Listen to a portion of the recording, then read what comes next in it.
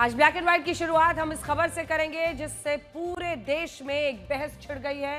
बहस इस सवाल को लेकर है कि सुप्रीम कोर्ट के मुख्य न्यायाधीश जस्टिस बी.आर. गवई पर जूता फेंकने की जो कोशिश हुई, क्या उसे किसी भी रूप से, किसी भी तर्क कुतर्क से सही ठहराया जा सकता है? और अगर कुछ लोग इसे हिंदू धर्म और भगवान विष्णु के नाम पर सही ठहरा रहे हैं, तो क्या वो भगवान विष्णु को समझ पाए हैं?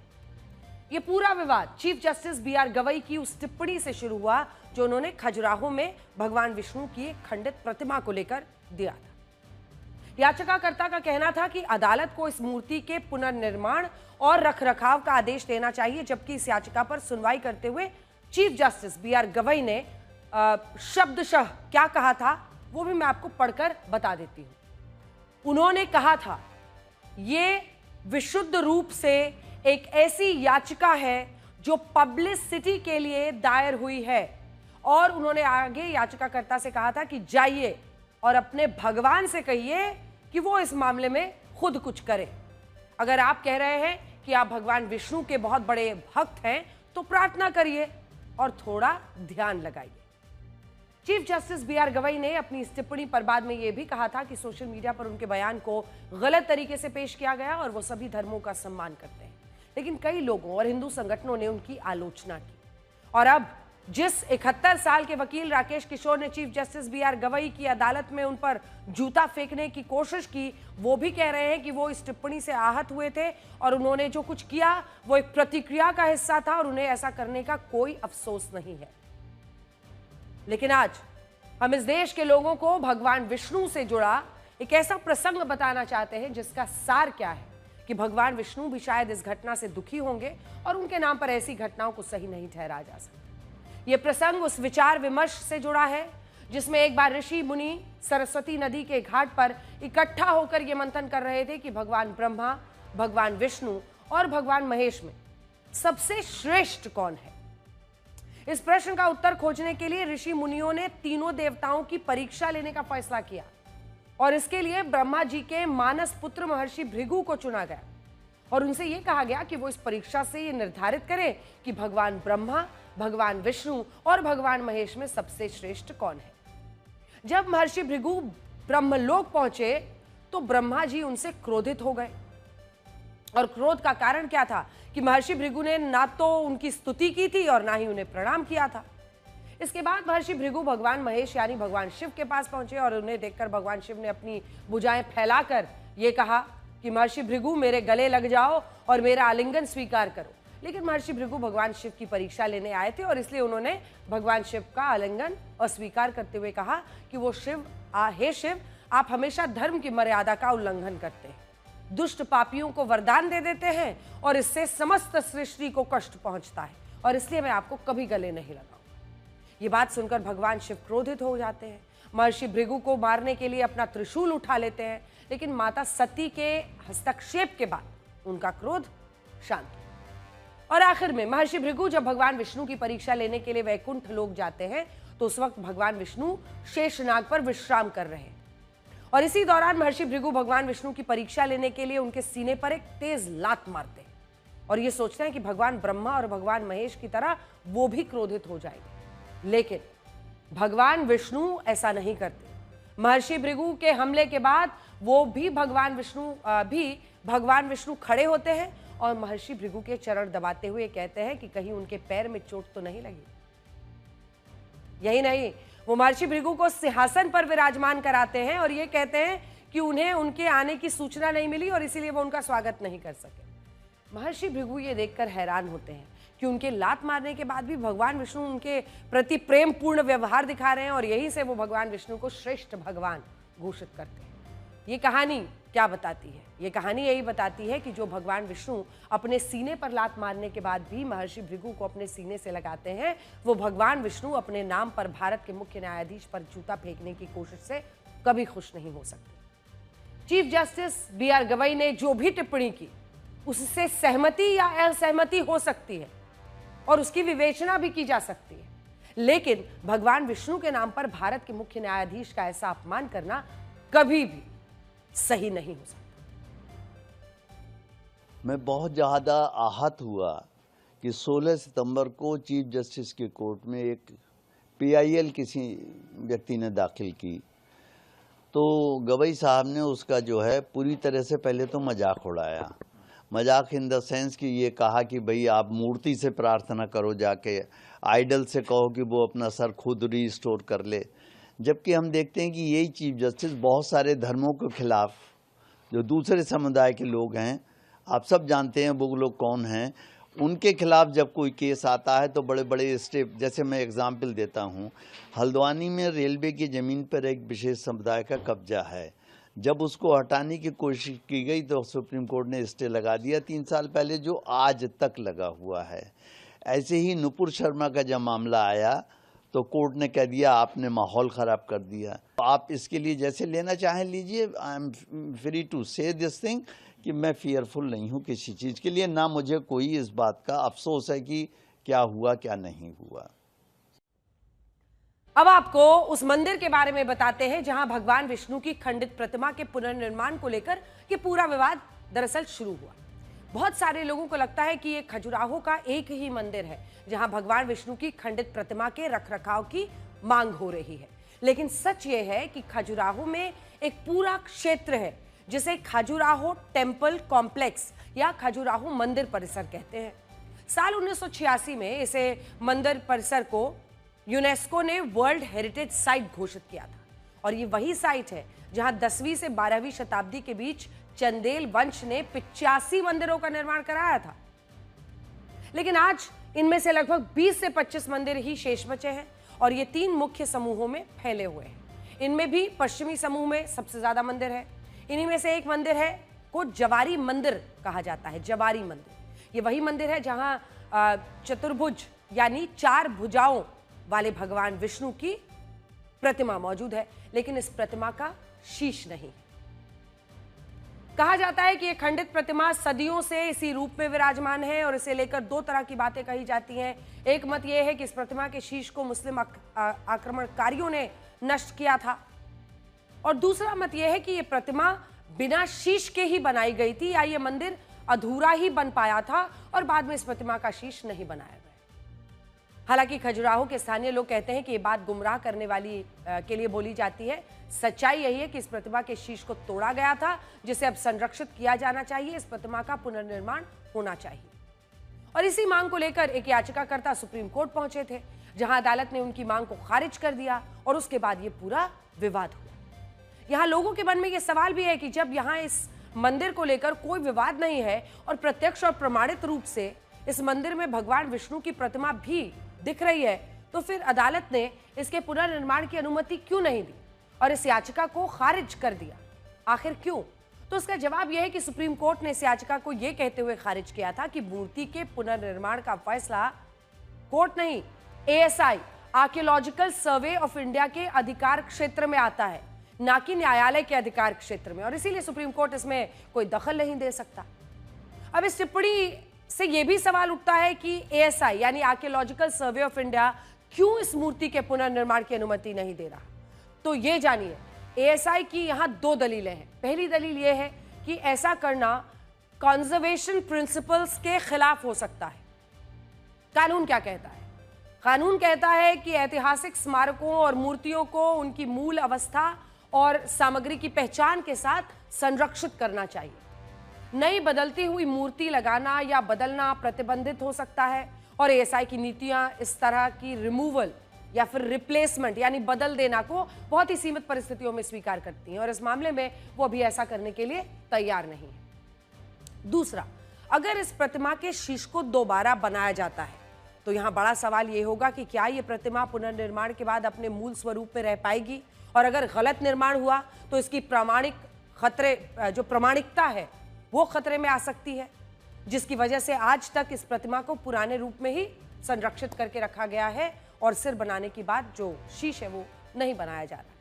या हिंदू पक्ष क्या कहता है? उनका ये कहना है कि जब ताजमहल में नमाज पढ़ी जा सकती है तो इस मंदिर में भगवान विष्णु की पूजा क्यों नहीं की जा सकती?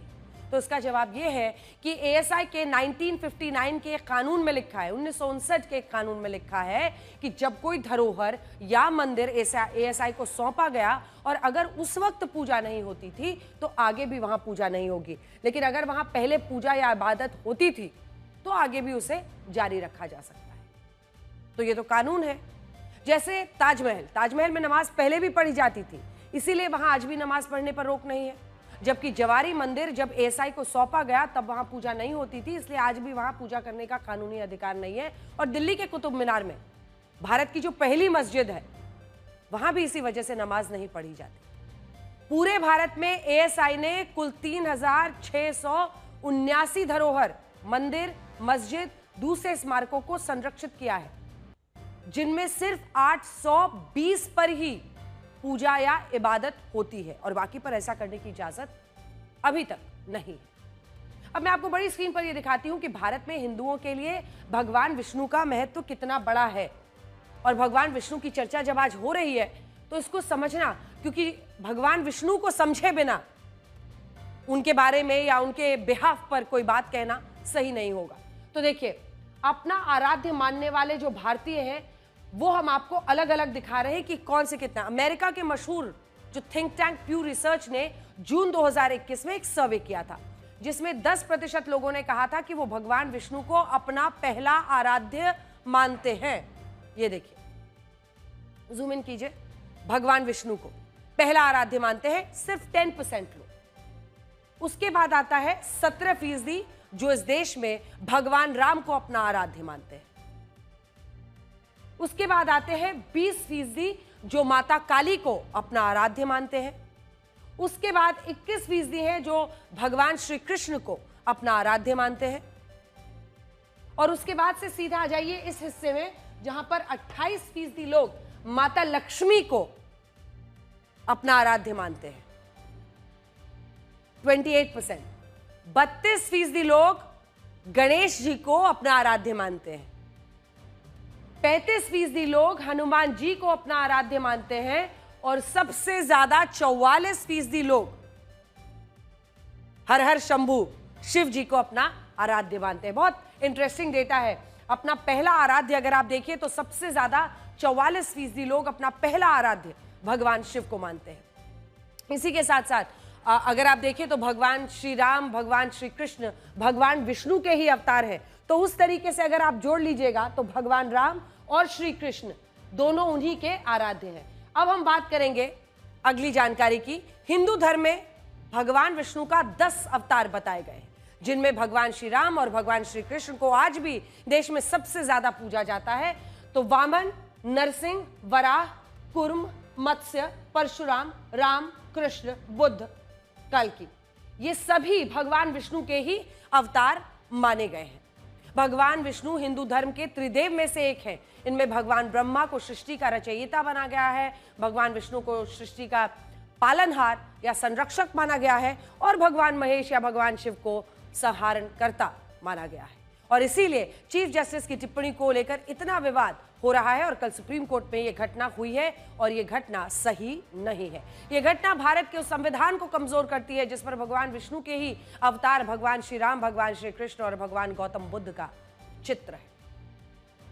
इस खबर के आखिर में हम यही कहना चाहते हैं कि इस मुद्दे पर अपनी कोई भी राय बनाने से पहले आपको इस पृष्ठभूमि को देखना होगा और यह भी याद रखना होगा कि अगर भगवान विष्णु के नाम पर चीफ जस्टिस पर जूता फेंकने की कोशिश को सही ठहराया जा रहा है तो खुद भगवान विष्णु भी इसे सही नहीं मानेंगे। ये देखिए, राज्यों के नीति निर्देशक सिद्धांतों में भगवत गीता का प्रसंग है जिसमें विष्णु जी के ही अवतार श्री कृष्ण की पूरी तस्वीरें आप देख रहे हैं और संविधान के भाग 5 में भगवान बुद्ध का जो धर्म चक्र प्रवर्तन है, सूत्र उपदेश है। तो ये हमारे रग रग में, हमारी इस तमाम किताबों में संविधान हर जगह पर मौजूद है।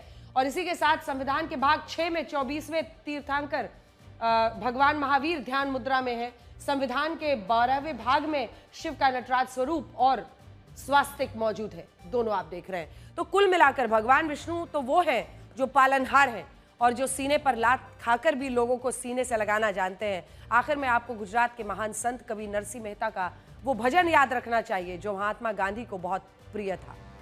इस भजन की लाइनें हैं, वैष्णव जन तो तेने कहिए जे पीर पराई जाने रे, पर दुखवे उपकार करे तोय मन अभिमान न आणे रे। इसका अर्थ यही है, भगवान विष्णु का सच्चा भक्त वही है जो दूसरों के दुख को अपना दुख समझता है। जब वो दूसरों के दुख में सहायता करता है तब भी उसके मन में अभिमान नहीं आता और जिस व्यक्ति के हृदय में करुणा, संवेदना, विनम्रता, जो बिना किसी अहंकार के दूसरों के दुख में साथ देता है, वही भगवान विष्णु का सच्चा भक्त कहलाता है। और भगवान विष्णु के नाम पर जूता फेंकने की कोशिश करने वाले राकेश किशोर भगवान विष्णु के भक्त हो सकते हैं? आप खुद तय कीजिए। आज ही के दिन महर्षि वाल्मीकि की जयंती है, यानी उनका प्रकट दिवस है। महर्षि वाल्मीकि को आदि कवि या पहले कवि का दर्जा दिया जाता है। उन्होंने रामायण की रचना की और मर्यादा पुरुषोत्तम भगवान श्री राम के जीवन का ज्ञान लोगों तक पहुंचाया। उत्तर भारत का दलित समुदाय, विशेष रूप से वाल्मीकि समाज, खुद को उनका वंशज मानता है और उनके प्रति सम्मान प्रकट करता है। पूरे देश में उनकी चर्चा, उनकी जीवनी पर बातें होती हैं। और आज उत्तर प्रदेश के मुख्यमंत्री योगी आदित्यनाथ ने भी एक ऐसा दांव खेला जिसमें उनका 80-20 का दांव नजर आया। 80-20 का मतलब अलग अलग जातियों और वर्गों में बटे 80% हिंदुओं को एकजुट करना, ये कहते हैं योगी आदित्यनाथ। और आज मुख्यमंत्री योगी ने कहा है कि अगर कोई भगवान राम का अपमान करता है तो ये महर्षि वाल्मीकि का भी अपमान है, और अगर कोई महर्षि वाल्मीकि का अपमान करता है तो ये भगवान राम का भी अपमान है। यानी दोनों एक हैं और हिंदुओं को एक साथ और एकजुट होकर सोचना चाहिए। आप याद करिए, जो लोग श्री राम को गाली देते हैं वे भगवान वाल्मीकि का अपमान करते हैं।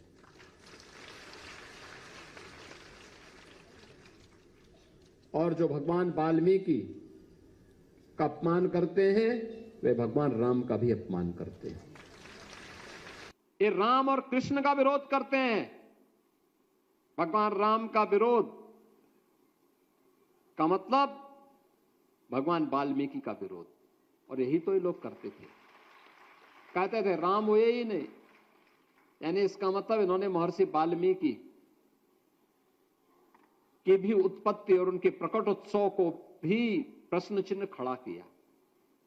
कहते हैं कृष्ण हुए ही नहीं, यानी भगवान श्री कृष्ण के अवतार को ही इन्होंने प्रश्न के चेहरे में, प्रश्न चिन्ह के घेरे में रख करके महर्षि व्यास की भी प्रकट और उनके अवतार को भी इन्होंने प्रश्न चिन्ह के घेरे में खड़ा कर दिया है। अब मैं आपको बड़ी स्क्रीन पर दिखाती हूं कि मुख्यमंत्री योगी आदित्यनाथ के इस बयान के मायने आखिर क्या हैं, वो क्या कहना चाह रहे हैं और इसके जरिए वो क्या संदेश देने की कोशिश करें। 2024 में नारा दिया बटेंगे तो कटेंगे, 2025 में आज कहा वाल्मीकि जी का अपमान श्री राम का अपमान वाल्मीकि जी का, यानी अपमान को जोड़ा। यानी उनकी यही कोशिश है कि हिंदुओं को जाति के आधार पर जो खंडित हो जाते हैं, अलग अलग सोच रखते हैं, एक दूसरे का अपमान करते हैं, इसको बंद करना होगा और जातीय भेदभाव भूलकर सभी हिंदुओं को एक साथ आना पड़ेगा। ये उनका एकमात्र संदेश है। अभी उत्तर प्रदेश में लगभग 80% आबादी हिंदुओं की है और 20% आबादी मुसलमानों की है। आप यहां देख सकते हैं कि ये जो 80% हिंदू आबादी है, ये अलग अलग जातियों और वर्गों में बटी हुई है और इसी वजह से हिंदुओं का वोट अलग अलग पार्टियों में जातियों के हिसाब से बढ़ जाता है। लेकिन अब मुख्यमंत्री योगी चाहते हैं कि ये 80% हिंदू आबादी जातियों में ना बटे, एकजुट होकर तरह तरह के जातियों के खांचे जो बने हैं, ये खांचे खत्म हो जाएं। क्या ये मुमकिन है? तो देखिए, ये जो 80% आप हिंदू देख रहे हैं, इसमें ब्राह्मण 7%, राजपूत 7%, 2% वैश्य, अन्य उच्च जातियां 2%, जाट 2%, 11% यादव, कुर्मी 5%, मौर्य कुशवाहा सैनी 4%, अन्य ओबीसी 12%, जाटव 12%, अन्य जो जूम इन करके दिखा दीजिए, अन्य एससी जो है वो 8% है और अन्य 8% और 20% मुस्लिम। अब योगी चाहते हैं कि ये सारा का सारा 80 एकजुट होकर उनके खेमे में आ जाए और यही उनकी कोशिश है कि जाति के आधार पर जो ये भेदभाव है उसको खत्म करना। यही कारण है कि महर्षि वाल्मीकि के प्रकट दिवस पर मुख्यमंत्री योगी के इस बयान के अलग अलग आज मायने निकाले जा रहे हैं। और ये इसलिए भी महत्वपूर्ण है क्योंकि वाल्मीकि समाज की सबसे बड़ी आबादी उत्तर प्रदेश में ही रहती है। वैसे हमारे देश में ज्यादातर लोग महर्षि वाल्मीकि के बारे में इतना ही जानते हैं कि उन्होंने रामायण की रचना की, लेकिन हकीकत यह है कि उनके जीवन में कई गहरी, प्रेरणादायक, अनसुनी बातें ऐसी हैं जो बताती हैं कि सच और ज्ञान का महत्व कितना बड़ा होता है। क्या आपको पता है कि महर्षि वाल्मीकि का असली नाम रत्नाकर था, जो राहगीरों को लूटा करते थे और दस्यु कर्म यानी अपराध करते थे। मान्यता है कि एक दिन उन्होंने जंगल में एक साधु को रोका और ये साधु कोई और नहीं बल्कि नारद मुनि थे। जब रत्नाकर ने उनसे ये कहा कि मैं अपने परिवार के लिए पाप करता हूं, तो नारद मुनि ने उनसे पूछा कि क्या तुम्हारा परिवार भी तुम्हारे पापों में भागीदार बनेगा? इस सवाल ने रत्नाकर को गंभीर चिंता में डाल दिया। और इसके बाद जब उन्होंने यही सवाल अपने परिवार से पूछा, तो परिवार वालों ने कहा कि पाप तुम्हारा है लेकिन लाभ हमारा है। और यही वो क्षण था जिसने उनकी आत्मा को झकझोर दिया और वो भावुक होकर बोले कि मैंने जीवन भर गलत काम किया, लेकिन अब मैं सच्चा बनना चाहता हूं। इस पर नारद मुनि ने उनसे ये कहा कि राम नाम जपो, और ऐसा करते ही उनका अपराध बोध खत्म हो जाएगा। लेकिन रत्नाकर राम राम की जगह मरा मरा बोलने लगे, और मरा मरा बोलते बोलते वो राम राम बन गया। और रत्नाकर इस तरह महर्षि वाल्मीकि बन गए। कहते हैं कि महर्षि वाल्मीकि ने सालों तक ध्यान किया, और वो इस ध्यान में इतने तल्लीन हो गए कि उनके शरीर के चारों ओर दीमक यानी वाल्मीकि का टिला बन गया। और जब वो वाल्मीकि के इस टिले से बाहर निकले, तो लोगों ने उन्हें महर्षि वाल्मीकि कहना शुरू कर दिया। और इससे ये सीख भी मिली कि अगर मन के अंदर सच्ची साधना हो तो समय, स्थान, शरीर सब गौण हो जाता है। ये भी मान्यता है कि जब जब सीता जी ने अयोध्या नगरी को छोड़ा, तो उन्होंने महर्षि वाल्मीकि के आश्रम में शरण ली, और वहीं लव कुश का जन्म और पालन पोषण हुआ। महर्षि वाल्मीकि ने उन्हें धर्म, युद्ध कला, वेदों का ज्ञान दिया। और यह दिखाता है कि महर्षि वाल्मीकि सिर्फ कवि नहीं बल्कि समाज सुधारक भी थे। महर्षि वाल्मीकि का जीवन हमें सिखाता है कि पाप का अंधकार कितना भी गहरा क्यों ना हो, अगर भीतर जागृति है तो सत्य का सूरज उग ही जाता है। उन्होंने ये भावार्थ दिया है कि मनुष्य अपने कर्मों से गिरता है, अपने कर्मों से उठता है। उन्होंने ये सीख भी दी कि परिवर्तन संभव है, बस एक क्षण की ईमानदार आत्मचेतना चाहिए। आज जब समाज में लोग दूसरों के अतीत से उन्हें जज करते हैं, तब महर्षि वाल्मीकि हमें याद दिलाते हैं कि मनुष्य में एक ऋषि सोया हुआ है, बस उसे जगाना है। और पश्चाताप कोई कमजोरी नहीं बल्कि ये आत्मिक शक्ति का आरंभ है। आपको ये बताते हैं कि क्या बीजेपी के राज में दिल्ली की दिवाली इस बार पटाखे वाली हो सकती है, क्योंकि दिल्ली वाले अभी से ही उनके दिल में, मन में पटाखे फूट रहे हैं। जो लोग पटाखे छोड़ना चाहते हैं, दिल्ली की मुख्यमंत्री रेखा गुप्ता ने ऐलान किया है कि उनकी सरकार सुप्रीम कोर्ट से ये मांग करेगी कि दिल्ली में इस बार दिवाली के मौके पर ग्रीन पटाखों के इस्तेमाल की इजाजत दी जाए, जबकि अभी 2019 से दिल्ली में सभी तरह के पटाखों पर बैन है। के लिए दिवाली एक बहुत बड़ा त्यौहार है, भावनाओं से जुड़ा है, प्रभु राम की वापसी से जुड़ा है। ऐसे में मैं ये समझती हूँ कि उन्हें ये अनुमति मिलनी चाहिए, चाहे ग्रीन क्रैकर के रूप में मिले, ताकि वो अपने त्यौहार को अच्छे से मना सकें। और दिल्ली सरकार भी इसको लिखित रूप में माननीय कोर्ट के समक्ष अपनी इच्छा जाहिर करेगी कि सरकार अब पूरी तरीके से अपनी जिम्मेवारी पॉल्यूशन के प्रति रखती है और उसे निभाएगी भी। तो जिन पटाखों की बात हो रही है वो भी आपको बताते हैं। सामान्य पटाखे और ये ग्रीन पटाखे, इनमें क्या अंतर होता है? ग्रीन पटाखे उन्हें कहा जाता है जो पर्यावरण को कम नुकसान पहुंचाते हैं और जिनसे कम प्रदूषण होता है। National environmental engineering research institute के मुताबिक इन पटाखों में सामान्य पटाखों के मुकाबले केमिकल्स नहीं होते हैं। सामान्य पटाखे हवा को 2 से 3 दिन तक जहरीला रखते हैं, जबकि ग्रीन पटाखों में धुआं, सल्फर डाइऑक्साइड, नाइट्रोजन ऑक्साइड्स 30% कम निकलता है और इनके सीमित इस्तेमाल से ज्यादा वायु प्रदूषण नहीं फैलता और इससे ध्वनि प्रदूषण भी कम होता है। सामान्य पटाखों का शोर 160 डेसिबल तक होता है, जबकि ग्रीन पटाखों का शोर 110 से 125 डेसिबल तक होता है। और सबसे बड़ी बात यह है कि ग्रीन पटाखे 30 सेकंड से ज्यादा नहीं जलते, जबकि सामान्य पटाखे इससे कहीं ज्यादा देर तक जलते हैं और प्रदूषण भी ज्यादा देर फैलाते हैं। और इसी वजह से दिल्ली की बीजेपी सरकार सुप्रीम कोर्ट से यह मांग करने वाली है कि 20 अक्टूबर को दिवाली के मौके पर दिल्ली में ग्रीन पटाखों के इस्तेमाल की इजाजत दी जाए। आज यहां एक सवाल यह भी है कि क्या अब हमारे देश में दिवाली के त्योहार की छवि को धीरे धीरे बदलने की कोशिश हो रही है? आपने नोट किया होगा कि पिछले कुछ सालों से यह परंपरा बन गई है कि जैसे ही दिवाली का त्योहार नजदीक आता है वैसे ही पटाखों के खिलाफ एक नई मुहिम शुरू हो जाती है और लोगों से यह कहा जाता है कि दिवाली पर पटाखे फोड़ने से प्रदूषण बढ़ जाएगा। आज आप आजकल एक स्लोगन बहुत सुन रहे होंगे, से नो टू क्रैकर्स, यानी दिवाली पर पटाखों को ना कहें, मतलब नहीं इस्तेमाल करें। कई स्कूलों में भी इस तरह की ड्राइंग्स बनवाई जाती हैं और इस बात का खूब फैलाया जाता है। और जिस तरह का प्रदूषण का हाल दिल्ली में रहा है, उस इतिहास को देखते हुए कई लोग इसको सही भी ठहराते हैं, क्योंकि प्रदूषण अगर जो प्रदूषण का स्तर पहले से ही इतना खराब है, उसमें और भी ये प्रदूषण जुड़ जाए तो वो कई लोगों के लिए जिंदगी मुश्किल कर सकता है। लेकिन से नो टू क्रैकर्स, इस बदलाव के कारण आज बहुत सारे लोगों के मन में दिवाली की एक ऐसी छवि बन गई है जिससे लोग ये सोचते हैं कि दिवाली का त्योहार प्रदूषण लाता है। दिवाली पर पटाखे फोड़ने से हवा जहरीली हो जाती है। आज हम आपको ये भी बताना चाहते हैं कि आखिर पटाखों से कितना प्रदूषण होता है।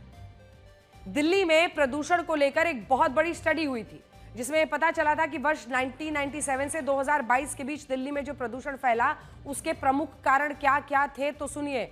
वर्ष 1997 से 2022 के बीच 25 वर्षों के दौरान दिल्ली में जितना वायु प्रदूषण फैला उनमें 10 से 30% प्रदूषण का कारण वाहनों से निकलने वाला धुआं था। इतने ही 10 से 30% प्रदूषण का कारण निर्माण कार्यों से जुड़ी गतिविधियां हैं। धूल और मिट्टी को माना गया है।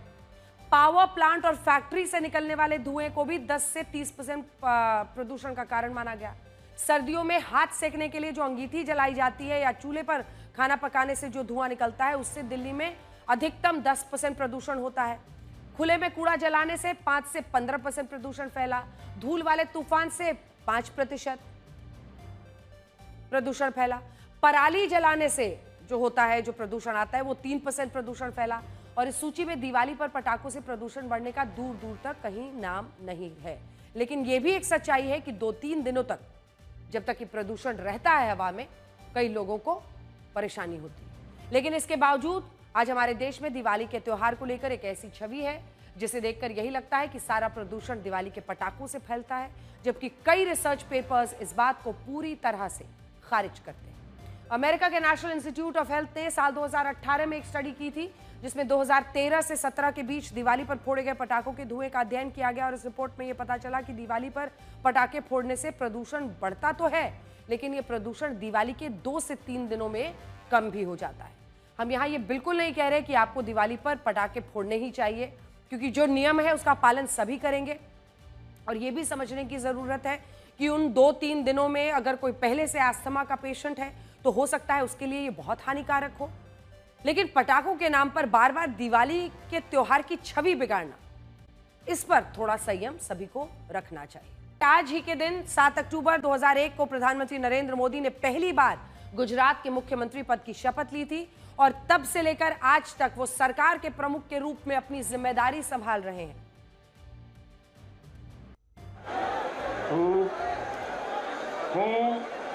नरेंद्र दामोदरदास मोदी ઈશ્વરના નામે સોગંદ લઉં છું ઈશ્વરના નામે સોગંદ લઉં છું કે કાયદાથી સ્થાપિત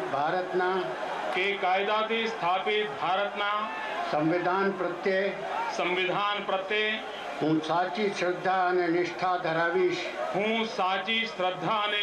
ધરાવીશ કોઈ પણ વ્યક્તિ અથવા વ્યક્તિઓને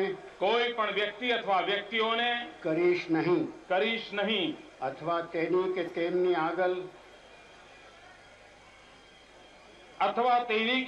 આગળ તેને પ્રગટ કરીશ નહીં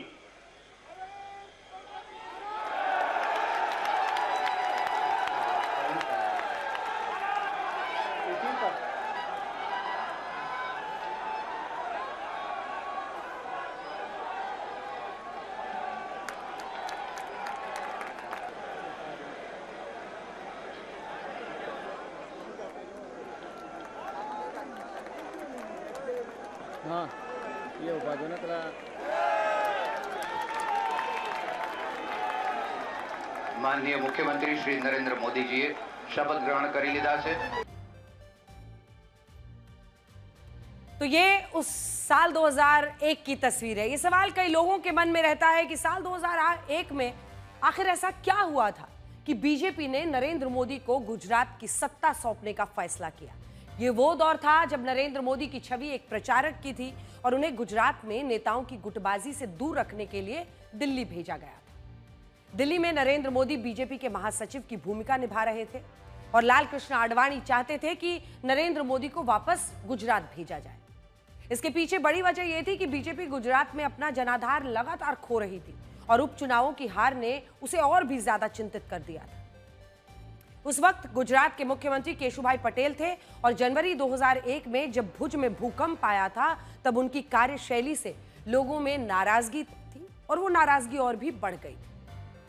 इन परिस्थितियों में दिल्ली में बैठे बीजेपी के नेताओं ने यह मन बना लिया था कि गुजरात में चुनाव से पहले मुख्यमंत्री को बदला जाए, लेकिन नया मुख्यमंत्री कौन होगा इस पर कोई स्पष्टता नहीं थी। सबसे बड़ी बात, इस रेस में नरेंद्र मोदी का नाम दूर दूर तक कहीं नहीं था। नरेंद्र मोदी के नाम का प्रस्ताव लालकृष्ण आडवाणी की पसंद पर आया और उन्होंने जब 1998 में गांधीनगर का चुनाव जीता तब इसके पीछे नरेंद्र मोदी ही थे और नरेंद्र मोदी के लिए अमित शाह ने आडवाणी को जिताने में हर बूथ पर काम किया था और इसी बात से लालकृष्ण आडवाणी बहुत खुश थे। 1 अक्टूबर 2001 को दिल्ली में कई मंथन हुए और इसी दिन तत्कालीन प्रधानमंत्री अटल बिहारी वाजपेयी ने एक बैठक में नरेंद्र मोदी से मुलाकात की और आप जानते हैं कि अटल जी के पहले शब्द उस दिन क्या थे। उन्होंने सबसे पहले नरेंद्र मोदी से यह कहा कि ज्यादा पंजाबी खाना खाने से उनका वजन बढ़ गया है। इसके बाद उन्होंने कहा कि वो नरेंद्र मोदी को बड़ी जिम्मेदारी सौंप रहे हैं और उन्हें गुजरात जाकर फरवरी 2003 में होने वाले विधानसभा चुनाव में पार्टी को जीत दिलानी होगी। बड़ी बात यह है कि यहां अटल जी नरेंद्र मोदी को गुजरात का मुख्यमंत्री बनाने की सूचना दे रहे थे और प्रधानमंत्री मोदी इस जिम्मेदारी को लेने से हिचकिचा रहे थे। इसके बाद लालकृष्ण आडवाणी से प्रधानमंत्री मोदी की मुलाकात हुई और उन्होंने भी नाराजगी जताते हुए यही कहा कि जब मैंने फैसला ले लिया है तो नरेंद्र मोदी कैसे इस जिम्मेदारी को लेने से पीछे हटना चाहते हैं। आखिरकार नरेंद्र मोदी गुजरात के मुख्यमंत्री बनने के लिए तैयार हुए और 7 अक्टूबर को जब उनका पहला शपथ ग्रहण समारोह हुआ तब इसमें 50,000 लोग शामिल हुए और ये उस वक्त आजाद भारत के इतिहास का सबसे भव्य, सबसे आधुनिक शपथ ग्रहण समारोह था जिसका लाइव प्रसारण इंटरनेट पर भी हुआ। और आप देखिए कि वहां से लेकर आज तक प्रधानमंत्री लगातार संवैधानिक पद पर बने हुए हैं। वो 2001 से 2014 तक गुजरात के मुख्यमंत्री थे, 2014 से आज तक भारत के प्रधानमंत्री हैं। वो भारत के इतिहास में पहले ऐसे नेता हैं जिनके नाम पर इस तरह का प्रशासनिक रिकॉर्ड बना है। आपको टेस्ला के ह्यूमनॉइड रोबोट ऑप्टिमस की कुछ खास तस्वीरें दिखाते हैं जो एलॉन मस्क ने शेयर की हैं। इन तस्वीरों में ऑप्टिमस का लेटेस्ट वर्जन मार्शल आर्ट और कुंग-फू सीख रहा है और इस वीडियो में ये रोबोट चीन की मार्शल आर्ट की शैली कुंग-फू सीखता हुआ और अपनी सेल्फ डिफेंस की क्षमता का प्रदर्शन करता दिख रहा है। इस वीडियो में रोबोट कुंग-फू ट्रेनर की नकल नहीं करता बल्कि उसके हर मूव का जवाब देता है और हर हमले का मुकाबला करता है। ऑप्टिमस रोबोट घर की साफ सफाई करने, खाना बनाने से लेकर कई तरह के काम कर सकता है। इससे पहले इस रोबोट के डांस मूव्स का वीडियो भी एलॉन मस्क ने शेयर किया था। टेस्ला का ह्यूमनॉइड रोबोट साल 2026 तक बाजार में उपलब्ध हो सकता है। सोचिए, मतलब कुछ महीने बचे हैं, कीमत 25 लाख हो सकती है। अब आपको ये बताते हैं कि संभल में कुछ मुसलमान खुद ही मस्जिद को क्यों तोड़ने लग गए, इसे तोड़ने के लिए बुलडोजर क्यों बुलवा लिया। संभल के राया बुजुर्ग की ये मस्जिद सरकारी जमीन पर बनी हुई है। हालांकि इसे बचाने के लिए मस्जिद कमेटी ने काफी कोशिशें की, लेकिन हाईकोर्ट ने कमेटी की ओर से दायर याचिका को खारिज कर दिया, जिसके बाद मजबूरी में बुलडोजर बुलाकर मस्जिद कमेटी ने खुद ही इसे तोड़ना शुरू कर दिया। जिला प्रशासन ने मस्जिद कमेटी को सरकारी जमीन खाली करने के लिए 4 दिन का वक्त दिया था, लेकिन इस मस्जिद को 4 दिन में नहीं हटाया जा सका। मस्जिद कमेटी के द्वारा चलवाए जा रहे बुलडोजर से मस्जिद के मुख्य द्वार को ध्वस्त कर दिया गया और मस्जिद का आधा हिस्सा मलबे में बदल गया। आपको एक ऐसी टीचर की तस्वीर दिखाते हैं जो ट्रेन में बिना टिकट यात्रा करना अपना अधिकार समझती हैं और जब इनसे टिकट मांगी जाती है तो मैडम कहती हैं कि आप हमें परेशान कर रहे हैं। प्लीज मैडम चले जाइए ना, उधर चले जाइए। हमारे ये वीडियो रांची से गोरखपुर जा रही एक ट्रेन का है जहां ये महिला टीचर एसी कोच में बिना टिकट यात्रा कर रही थी। जब टिकट दिखाने के लिए कहा तो वो टीटी से उलझ गई। किसी विवाद से बचने के लिए टीटी ने वीडियो भी बना लिया। टीटी की बातों से ये भी पता चल रहा है कि ये महिला टीचर आए दिन बिना टिकट यात्रा करती है और मांगने पर टिकट तो नहीं दिखाती, लेकिन टीटी को ताव जरूर दिखाती है। पता चला है कि ये टीचर यूपी के देवरिया से बिहार के सिवान में पढ़ाने जाती है। इस टीचर ने ट्रेन के देवरिया स्टेशन पहुंचने पर अपने घर वालों को बुलाकर जमकर हंगामा किया। फिर आरपीएफ ने मामला भी सुलझाया, लेकिन इसके बाद फिर अगले ही दिन वो बिना टिकट यात्रा करती पकड़ी गई। अब आपको एक ऐसी तस्वीर दिखाते हैं जिससे ये सवाल खड़ा होता है कि क्या प्रलय या कोई बड़ी आपदा आने वाली है, क्योंकि तमिलनाडु में कुछ मछुआरों को डूम्सडे फिश मिली है। डूम्सडे मतलब जिसको कहा जाता है अंतकाल वाली मछली। देखिए, डूम्सडे फिश को प्रलयकारी मछली भी कहते हैं। ये वास्तव में एक बड़ी ओरफिश होती है जो समुद्र की सतह से 200 से 1000 मीटर नीचे गहरे समुद्र में रहती है। ये मछली रामनाथपुरम जिले के पंबन में मछुआरों को मिली। जापान में माना जाता है कि अगर ये मछली समुद्र के आसपास मिले तो प्राकृतिक आपदा आ सकती है। जापान के लोग मानते हैं कि ये पानी के नीचे की भूकंपीय गतिविधि को भांप लेती है और इंसानों को चेतावनी देने के लिए सतह पर आ जाती है। हालांकि इस बात की कभी विज्ञान ने पुष्टि नहीं की है। अब बड़ी दिलचस्प खबर है। आपने लोगों को अलग अलग अंदाज में शादी का जश्न मनाते देखा होगा, लेकिन क्या कोई तलाक का भी जश्न मना सकता है? आज हम आपको एक ऐसा वीडियो दिखाएंगे जो सोशल मीडिया पर बहुत वायरल है। पहले देखिए। इस वीडियो की शुरुआत में एक व्यक्ति को उसकी मां दूध से नहलाती है। उसके बाद ये नए कपड़े पहनता है और ऐसे तैयार होता है जैसे वो शादी करने वाला हो। लेकिन वास्तव में ये तैयारी शादी की नहीं बल्कि तलाक का केक काटने की थी। इस वीडियो में नोटों की गड्डियां भी दिख रही हैं। इसके बाद एक केक नजर आता है जिस पर हैप्पी डाइवोर्स लिखा होता है और साथ ही एक 120 ग्राम गोल्ड और 18 लाख कैश भी लिखा होता है। अंदाजा लगाया जा रहा है कि यह पैसा उसने शायद अपनी पूर्व पत्नी को गुजारा भत्ते के रूप में दिया है। यह व्यक्ति इस दौरान बेहद खुश नजर आता है और अपनी खुशी का इजहार केक काटकर करता है। अब तक शादी के मौके पर लोग हैप्पीली मैरिड लिखा करते थे, लेकिन यह घटना हमारे समाज में आ रहे बड़े बदलाव का एक संकेत देती है।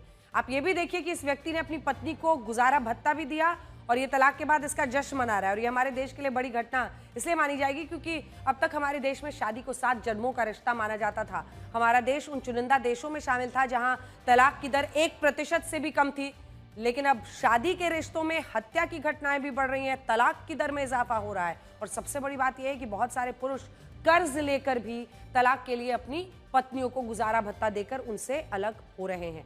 हाल ही में हुई एक स्टडी में यह पता चला है कि 42% पुरुषों को गुजारा भत्ता देने के लिए लोन लेना पड़ा। 29% पुरुषों ने पैसा ना होने के बाद अपनी पत्नियों को गुजारा भत्ता दिया और इसके लिए वो कर्ज के बोझ से दबे।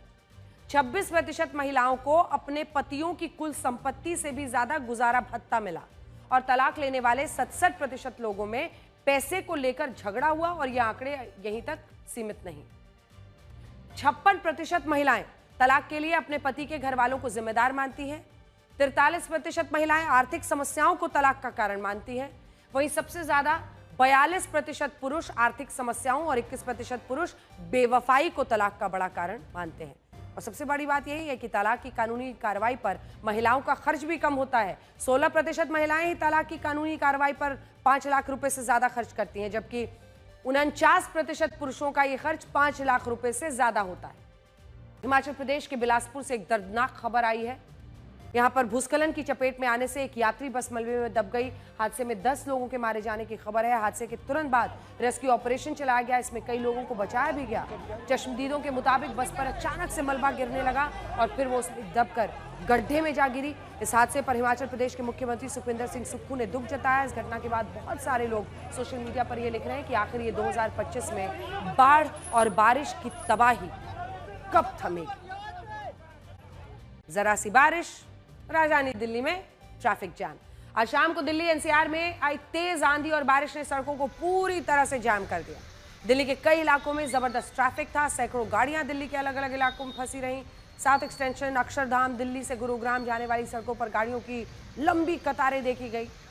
त्योहारों की वजह से दिल्ली के बाजारों और सड़कों पर पहले से भीड़ थी और अब बारिश ने स्थिति को और ज्यादा खराब कर दिया है। याद रखिए, दिल्ली में दिवाली के इर्द गिर्द बहुत प्रचलन है, लोग एक दूसरे के घर जाकर गिफ्ट देते हैं और इस वजह से अब इस एक महीने में, क्योंकि इसी अक्टूबर के ही महीने में दिवाली है, तो अब समझ लीजिए कि शाम के वक्त में एंड टू एंड ट्रैफिक आपको मिलेगा।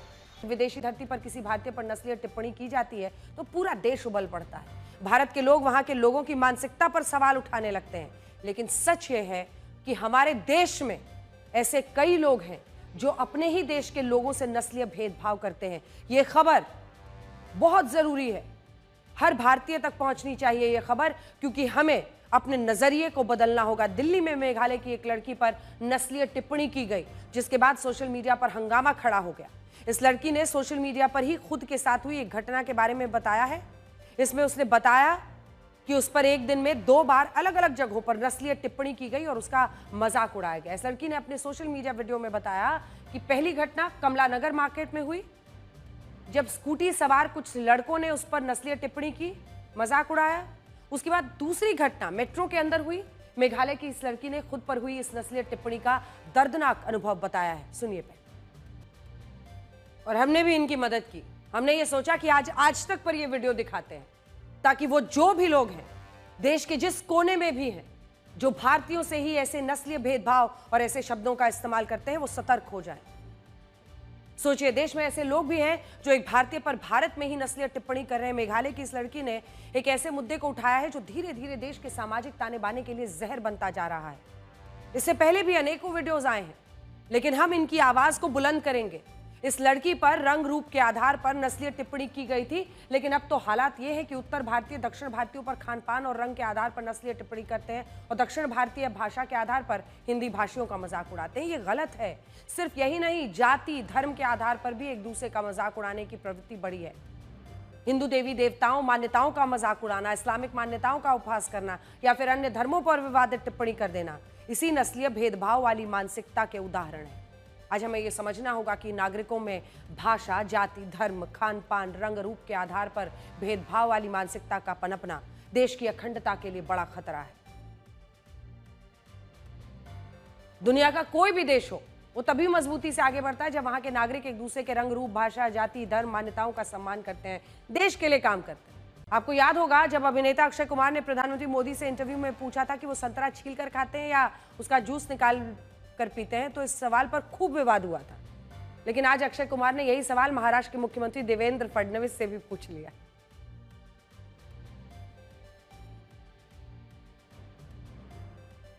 आपको सर ऑरेंजेस अच्छे लगते हैं? बिल्कुल अच्छे लगते हैं, बहुत अच्छे सर, आप उसे वो कैसे खाते हो? छील के खाते हो या उसको जूसर में डाल के जूस पीते हैं? मैं आपको एक नई पद्धति बताता हूँ। ये जो ऑरेंज होता है ना, उसको पील किए बिना यू जस्ट कट इट, और उसको कट करके 2 भागों में आप कर दीजिए। उसके ऊपर थोड़ा नमक डालिए। मतलब उसको पील करके? हाँ, ना, जस्ट काट दीजिए। ओके। जैसा कि वैसा उसका वो कवर सब रहने दीजिए, डोंट पील इट। उस पर थोड़ा नमक डालिए और फिर जैसे आम खाते हैं वैसे उसको खाइए, कवर मत खाइए। उसका जो जूस है उसको आप खाइए और चूसिए।